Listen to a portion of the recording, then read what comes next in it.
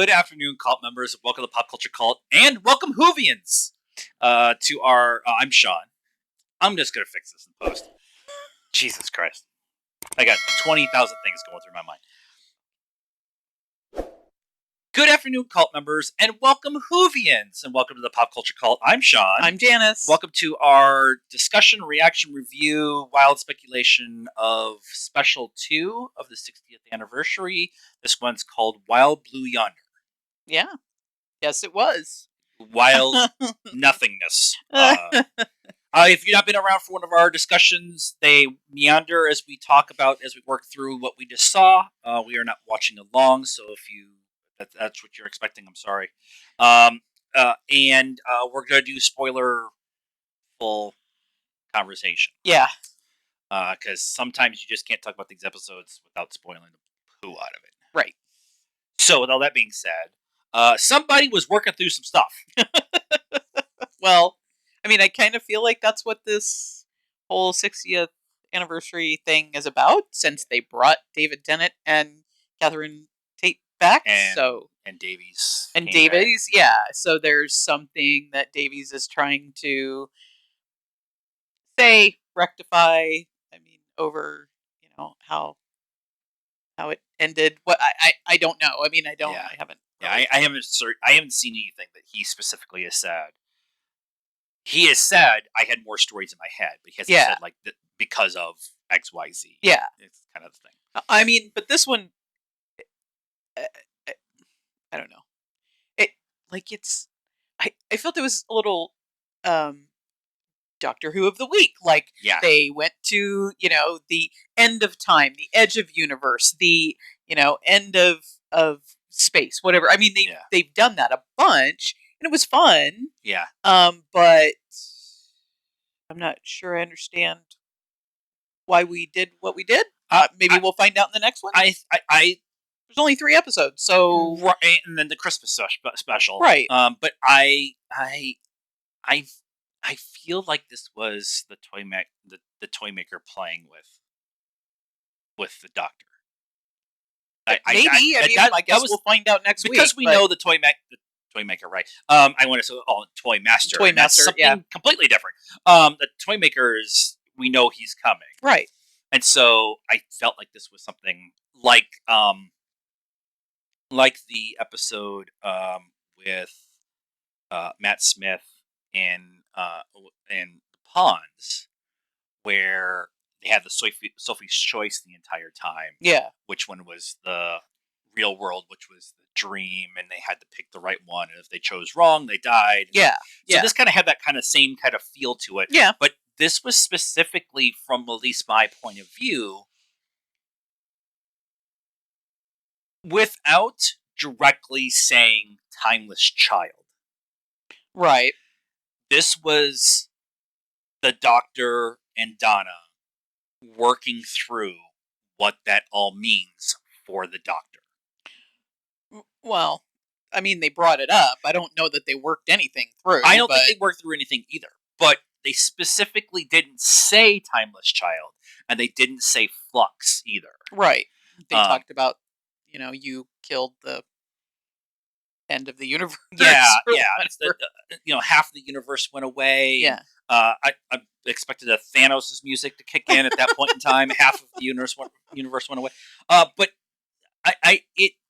there's been some lingering discussions when they announced that Chibnall was leaving and Jodie was leaving, and that Davies was coming back, that Davies was going to rewrite the idea of the timeless child. Right.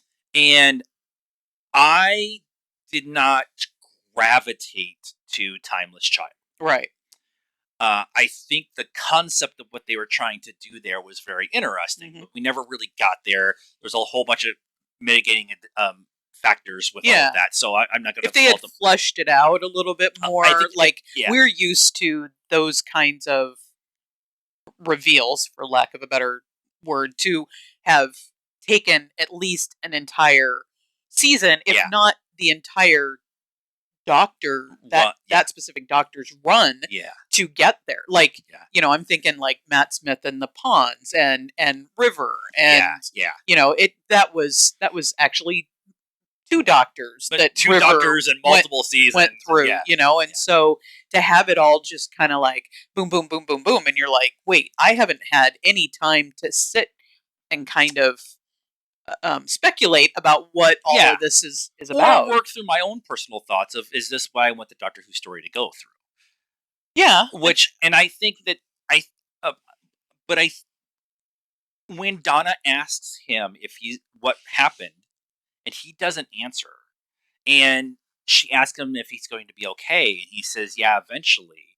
Like in a million years. And this is that information of on top of the doppelganger Donna saying, no, you're not really from Gallifrey, you don't know where you're from. Yeah. Like, that whole conversation really sparked something in the Doctor's head, and he has that moment in the hallway after having that conversation with Donna where he breaks down.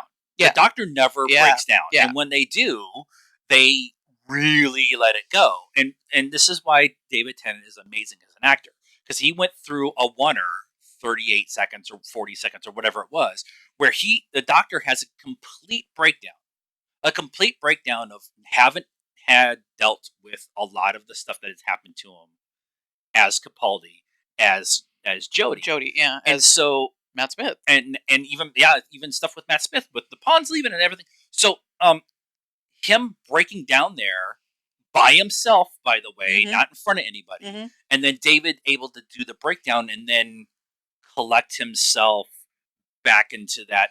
Okay, now I gotta get to work. I got that out of my system. I gotta get back to work. Well, and I think I've talked about this several. I think it was maybe back with Capaldi that David Tennant, his Doctor, the anger was always just below the surface. Yes. Which is why he was always running. He was always frantic. He was always running. He was always, quick movements and stuff. Yeah. Because he was trying to just not think about how angry he was about, Gallifrey and the Time War and, and all of that. Yep. And then Matt Smith's Doctor was more like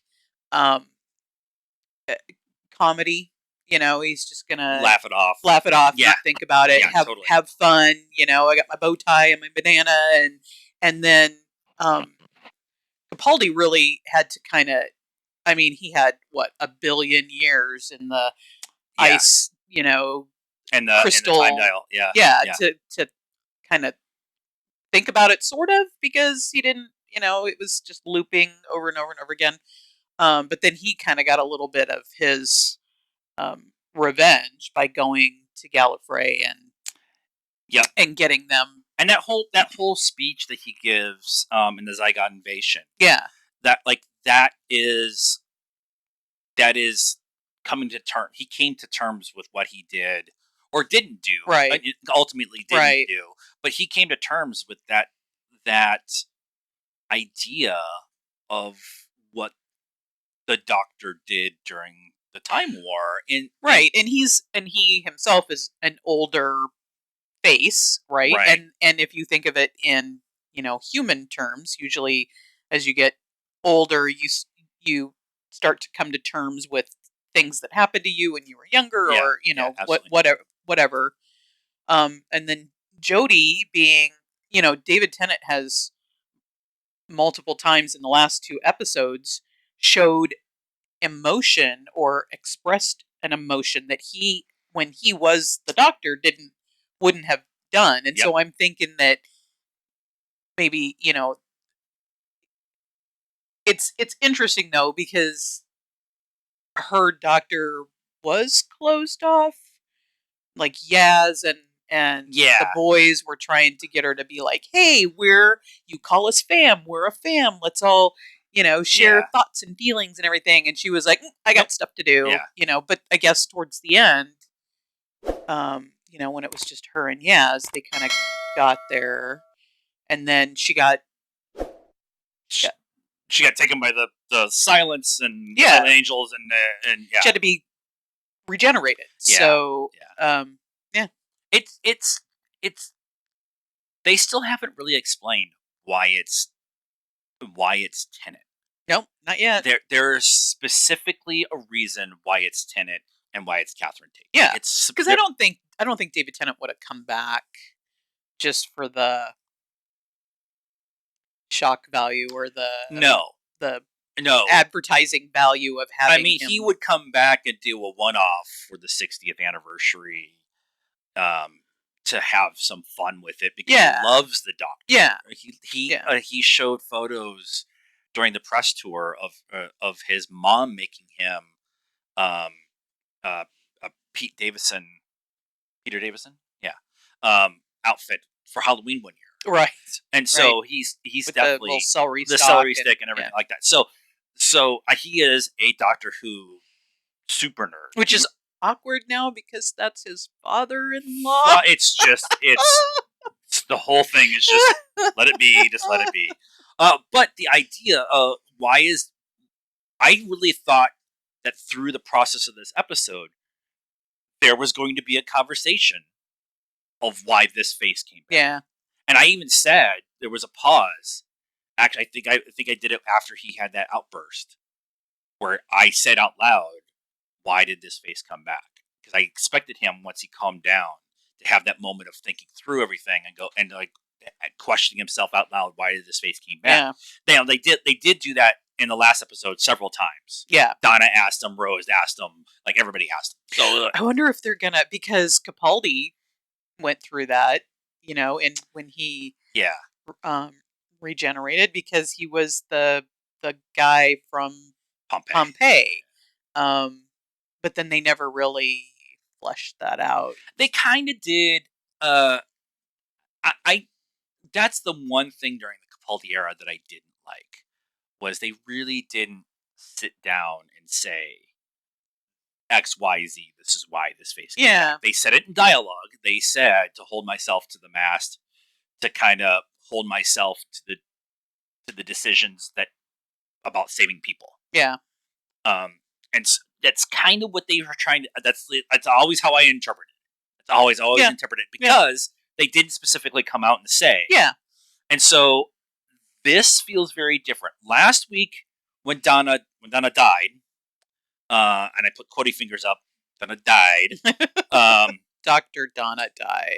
When she tells him, she asks him, why did his face come back? And he said, I don't know. And she said to say goodbye. I don't know if that's the complete answer. Yeah, because he was, at least from the new era, I don't remember all of the regenerations from the classics, but at least for the new era, he's the only one who got to go around and actually say goodbye. I mean, he didn't. He didn't get to. Donna's the only one he didn't get to say goodbye to. He didn't say because he couldn't. Right. But he left her all the money that she turned around and gave away, which is fine. But I mean, that's your decision. But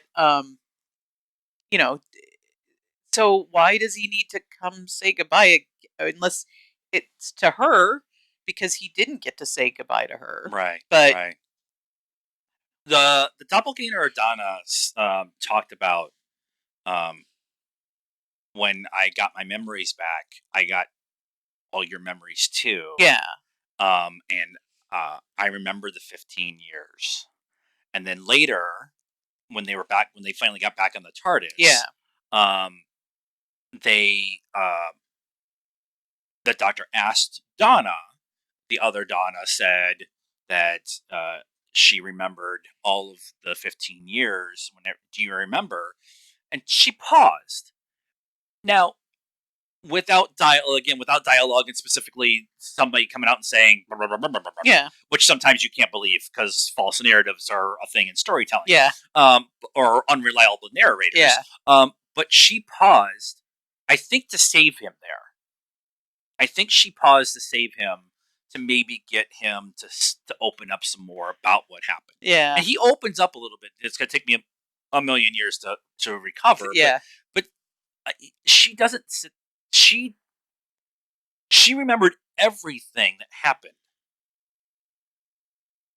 but she doesn't remember everything that happened. Yeah. So I think it was specifically our Donna, not the doppelganger, our Donna saving the doctor. Yeah, maybe, or just knowing him more on a, he's not a human, but on a human level, Yeah. that if she doesn't say yes, that she might force him to say out loud to her, which he didn't. And, she kind of pressed a little bit, but, um, just giving him the opportunity to open up and not just keep it all inside, which and he didn't take. Very conveniently, the TARDIS lands, and she points out we can never.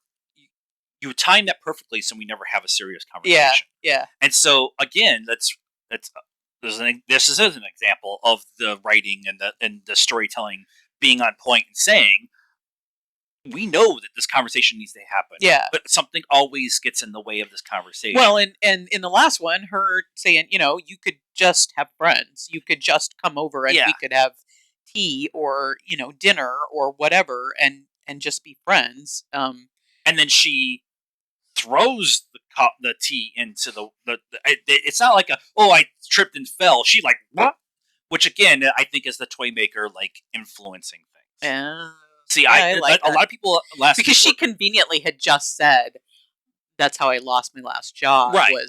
Was I spilled coffee in the computer, and then that's like, but it wasn't like I tripped. Like it was specifically I like did this. Well, she was like making a hand gesture, which I mean, I could be wildly speculating incorrectly, but if this feels like the Sophie's Choice episode that we got with Matt Smith and the Pawns, like it like outside things are influencing the actions and decisions that the Doctor and Donna are going through. Yeah.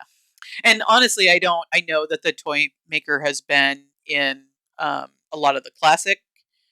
He was kind of a reoccurring baddie in the classic ones.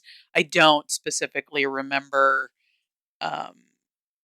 him in an episode or episodes, but that, I mean, it's like I remember the Cybermen and I remember the Daleks. Yeah. That's like a very important character, but like a third level villain that comes back. Like the Meep was in the comics; it wasn't in the show. Yeah, and I that was something. I have those comics. I have a handful of those comics. I haven't read them because I have so many other things I'm reading and doing and stuff, whatever. But having the Meep show up from the comics was like the Flux stuff with the Reavers, the Reapers. Yeah, those are from the audio drama. Yeah, and we've done a bunch of the audio dramas. Well, but I know, I mean, I know that the toy maker was. I know that he was because I've seen pictures of the actors who were playing them in different. What I was saying was I don't remember what his ability or special power or whatever is. So I mean, we may be missing it because we don't know that, and that may actually be, his puppeteering of people or whatever. Totally, he's puppeteering a lot of things to make things happen. That may absolutely be what's going on. A couple other things I want to talk about before we get out of here because we're going to go do a Christmas parade with cocktails. I am excited. I'm very excited they did not change the interior of the TARDIS. Yeah. Like last week with the filling the tea and it starting on fire and then they can go anywhere. Yeah. The stopping with Isaac Newton and Isaac Newton being a person of color and waiting for that freaking downfall. It's the BBC. He's not a person of color. Isaac Newton was Italian, right? So he's dark complected. But he's Italian. I'm waiting for that conversation because I know sticks on the internet are thinking of Whitey as Isaac Newton. Jesus wasn't white either. Jesus wasn't white either. But I love that joke. The gravity of the situation. Don't say it. Don't say it. It was funny. It was funny. And then him like, gravity. Oh, Mavity. It's like, okay, that was good. But them crashing on this ship at the edge of space, at the edge of everything, and then them, the Doctor kind of restarting the reboot system. I thought they were going to reboot the interior of the TARDIS, and I want that to be Chuchi's. Yeah. I love that interior. My favorite interior is actually Capaldi's interior. Yeah. And this has a lot of that kind of feel to it. Yeah, and kind of retro, but kind of, like I said, the round things make colors, and so you can have a rainbow interior. If we do not have a rave episode with Chuchi and Ruby, was it Ruby Tuesday? Ruby Tuesday? Ruby Sunday? It's if we don't have, it's something like that. I am like gotten deep into who with all the new stuff, whatever. But if they don't have a rave episode with those the round things flashing and everything, then like we're missing the whole point. Yeah. But I'm really glad they didn't do that. The way they shot this episode with both David and Catherine Tate, like back and forth, and that's always really hard to play the exact same person, but they did a really good job of having them keep the same outfits. So going back and forth, the doubles that they had were really good doubles, so they could do shots over the shoulder. Over the shoulder, yeah. Same build. Sometimes when they do that, especially with the BBC, when they don't want to spend a lot of money, they get somebody who's close but not right. They spent a ton of money on the ship, the graphic design of the ship and how it moved and everything. Cool. Yeah. I want that robot. I don't care how slow he is. I just wanted him to be like Alan Rickman's voice and be, yeah. I'm so depressed. And actually, after last week's episode, because I knew the robot was coming, because Davies has been posting pictures of kind of behind the scenes to get everybody hyped for the episode, and he showed a picture of him and the robot hanging out, and I thought it was going to be the opposite of the Meep, where it was coming across scary, and it was actually this like lovable Alan Rickman like sign about the door, and stuff like that. So I thought that was good. But the episode ends with them getting back to Camden Town, where the TARDIS left. They open the door, and Wilfred is there. Yep. Because I talked about in the episode, Donna talks about, Rose and Sean. Rose would move on, Sean would not. Yeah. They would come back every day to see, but Wilfred would be there. Yeah. They get there, Wilfred is there. I'm not crying, you're crying. Right. Because when he puts his hand over his face and it looks like he's crying, and you're just like, oh, it's taking me right back to when he was doing that on the. I am so. He led a very good life, and he unfortunately passed away after they got all the filming done. He's unfortunately not going to be here for the love fest that is coming next week for him and his performance in that character. Yeah, everybody loves that character. That's not if you do not like Wilfred, you can write off, because he is the best. We talked about this in the past. There's the companions that go with the Doctor, and then there's the Earthbound companions. Yep. He is the best Earthbound companion, period, no questions, done. Yep. And I'm being very animated because he's one of my favorite. He is my favorite of the Earthbound characters, and I love this character. So him putting his hand over his face when Tennant pops his head out, like, whoa. But him saying, I knew you would come back. Doctor, you have to help us. The world is going mad. Yeah. And the plane crashes, and the beverage, the coffee cart behind him catches on fire. Yeah. The bakery behind him catches on fire. There's a fight. There's the girl with the flag on the tour hitting everybody with whatever. So it feels like what the next episode's going to be, because we know that's a toy maker. We know it's coming. Is that because the Doctor has been gone for how long, we don't know. Right. The Doctor said it should have been a couple of days. I don't know if I believe that. I think it's been longer than that. Yeah, well, he made a comment about I think it might have been a little bit longer or something like that when they opened the door. But I think because the Doctor has been gone, the toy maker's been able to manipulate people's minds and do the Kingsman kind of thing. Maybe, where you're affecting people's inner Maligula, whatever the thing in your head to make you be aggressive. Yeah, well, and then there's also the salt, right? He made a comment as they were leaving that he shouldn't have done that at the edge of the universe, and maybe that's something for Juki's character to deal with. Yes. Or maybe that has something to do with it, too. The boss that the Meep talked about last episode, I don't think... A lot of people are saying maybe it's the Master, maybe it's the toy maker. Yeah. I'm leaning more towards the Master, because we're not going to get the Daleks specifically this season. we're not gonna get the Cybermen this season. So well, and it's a very Davies Moffat thing to do, to set stuff up that doesn't get, we talked about that earlier, it doesn't get paid off until way later. I like that. I'm here for it. I'm here and that again. I'm done picking on Chibnall. That's something that Chibnall didn't do either. So yeah, I'm here for that. Slow burn on multiple story threads. Yeah, and Davies has said that he's got at least a 3-season arc in his head. So that means he's setting up stuff now that's not going to land until down the line. Yep. And as much as I am super excited about Neil Patrick Harris being in Doctor Who, like, how is this just now happening? Right. As much as I am excited and love this idea that he's going to be in it, I wanted him to be the Master. Yeah. I wanted him to be the Master. Yeah.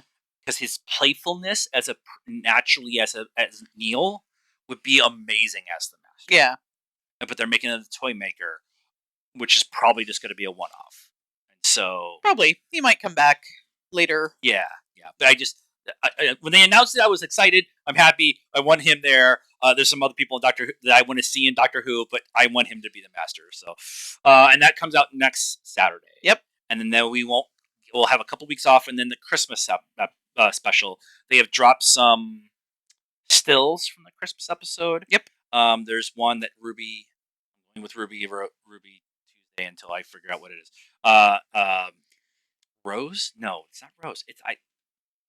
It's Ruby Sunday. Chuchi's companion. The two of them tied to a post, like in the bowels of a pirate ship kind of feel. So, and they're both smiling. So we are going to get Chuchi and the new companion. Yes. On Christmas Day. Right. Yes. So next week, they're going to beat the toy maker. It's going to be an hour and a half episode. And the last 15 minutes is going to be them introducing Chuchi as the Doctor. Right. That's my thought. Okay. My thought. All right. So let us know what you thought of this episode in the comments down below. It's very important that you're nice, because unless you're bitching on Wilfred, I will. That was bannable. But everything else we'll have a reasonable conversation about. And don't tell me that Doctor Who's become woke. It's been woke since Jump. So like this video, subscribe to the channel. It's free. Please. Hit the bell for notifications and follow us on all the social media stuff. Facebook, Instagram, TikTok. Links are in the description down below. And until next time, cult members, good afternoon, good evening, good night now.